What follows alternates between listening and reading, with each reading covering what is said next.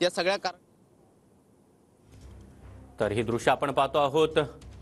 केंद्रीय मंत्री निर्मला सीतारामन आज अंतरिम बजेट सादर करणार आहेत आणि याच पार्श्वभूमीवर आपण पाहतोय की निर्मला सीतारामन यांच्यामध्ये देशाचं हे अंतरिम बजेट आणि त्यांच्यासमोर दोन्ही अर्थ राज्यमंत्री देखील आपल्याला पाहायला मिळतात। यामध्ये महाराष्ट्रातील भाजपचे नेते आणि केंद्रीय अर्थ राज्यमंत्री भागवत कराड हे देखील आपण पाहतोय।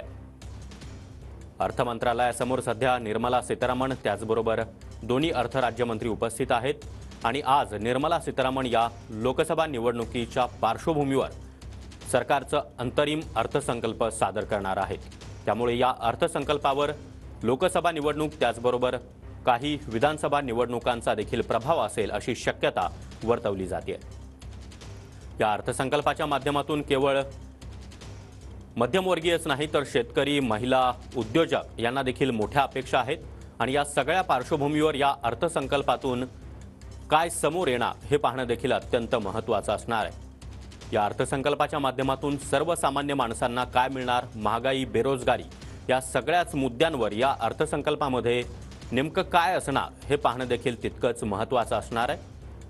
ठीक 11 वाजता केंद्रीय मंत्री निर्मला सीतारामन या लोकसभेमध्ये अर्थसंकल्प सादर करणार आहेत आणि त्यासाठी आता अर्थ मंत्रालयातून त्या रवाना होताना दिसतात। त्यांच्यासोबत दोन्ही अर्थ राज्यमंत्री, त्यामध्ये महाराष्ट्र राज्यातून भाजपचे नेते आणि केंद्रीय अर्थ राज्यमंत्री भागवत कराड हे देखील या ठिकाणी उपस्थित आहेत।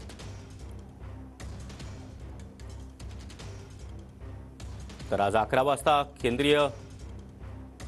केंद्र सरकारचा इंटरिम बजेट सादर होणार आहे आणि याच पार्श्वभूमीवर आता निर्मला सीतारामन अर्थ मंत्रालयातून रवाना झाल्यात।